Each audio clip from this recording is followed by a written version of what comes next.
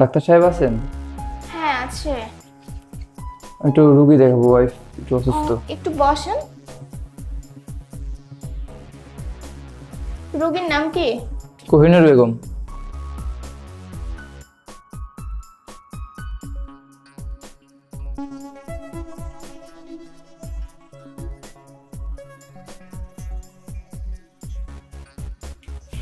এই নেন। ডক্টর দেখানোর ফিস হচ্ছে 1000 টাকা।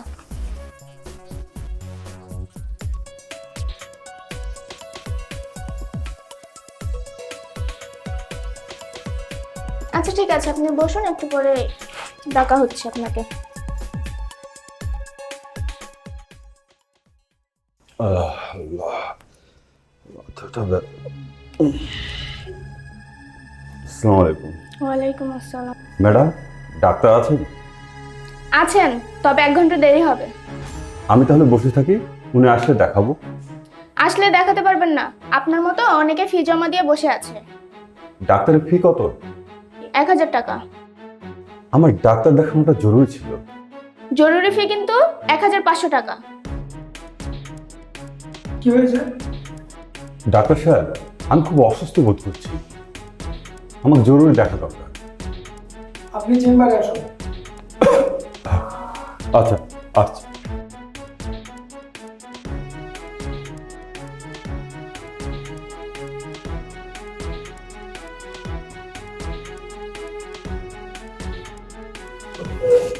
হ্যাঁ বলুন, আপনার কি কি সমস্যা হচ্ছে?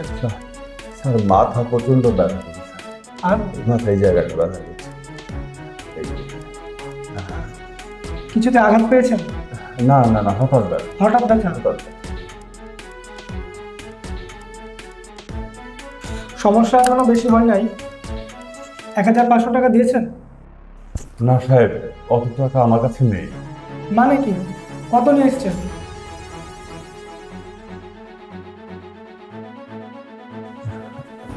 এটা আছে, এটা। মাত্র 520 টাকা?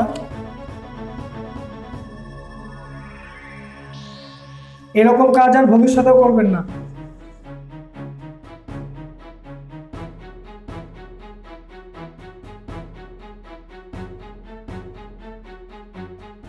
এই যে নিন, ওষুধের নামগুলো লিখে দিয়েছি। ক্লিনিকের নিচে যে ফার্মেসি আছে সেখান থেকে নিয়ে খাবেন, আপনার ব্যথা সেরে যাবে। আচ্ছা যে আপনি এখন আসতে পারেন। আচ্ছা স্যার, আচ্ছা।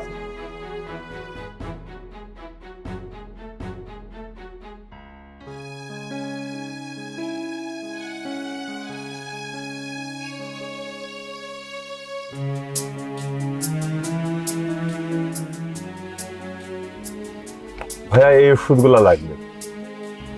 হ্যাঁ, আপনার সব ওষুধগুলাই আছে। দাম কেমন আসবে ভাইয়া? সব ওষুধগুলোর দাম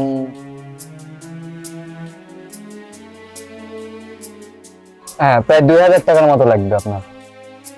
আচ্ছা ভাই, কোনো কমিশন নাই? না ভাই, এখানে কোনো কমিশন দেওয়া হয় না। কেন দেওয়া হয় না ভাই? 3 টাকার ওষুধ কিনতে এসে যদি 14 টাকার কথা বলেন তাহলে হবে? এভাবে বলছেন কেন ভাই? আপনি বিক্রেতা আর আমি ক্রেতা। ক্রেতা বিক্রেতার সাথে ভালো সম্পর্ক হওয়া উচিত। এমনিতে আমার অনেক সময় আপনি নষ্ট করেছেন। পকেটে টাকা নেই তো ওষুধ কিনতে কেন এসেছেন? এভাবে কথা বলছেন কেন? আপনার কথা শুনে মনে হচ্ছে শহরে ওষুধের দোকান একটাই।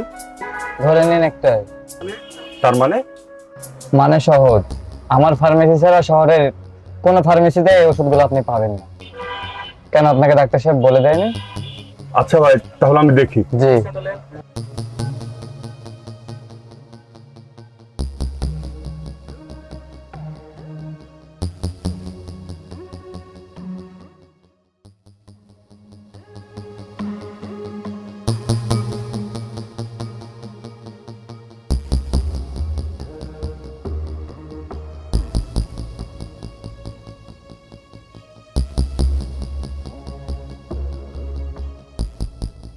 আপনি চেম্বারে কেন?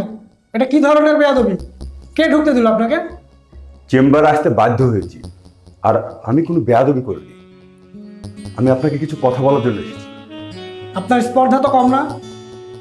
আমি স্পর্ধা দেখাতে আসিনি, আমি আপনাদের মতো লোভী ডাক্তারদের পর্দা ফাঁস করতে এসেছি।